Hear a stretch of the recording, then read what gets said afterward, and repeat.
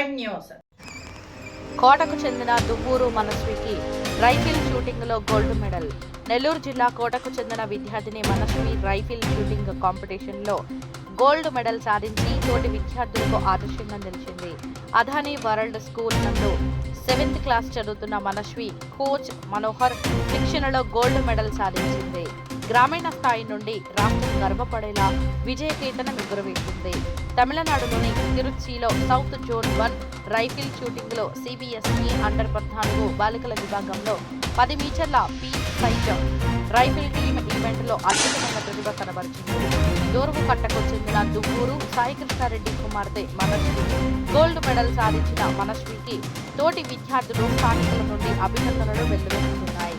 మనస్వి చదువులో అత్యుత్తమ ప్రతిభను కనబరుస్తూ గేమ్స్ పట్ల ఆసక్తి చూపుతుండడంతో తల్లిదండ్రులు గుర్తించి శిక్షణ ఇప్పించడంతో రాష్ట్ర స్థాయిలో గోల్డ్ మెడల్ సాధించింది.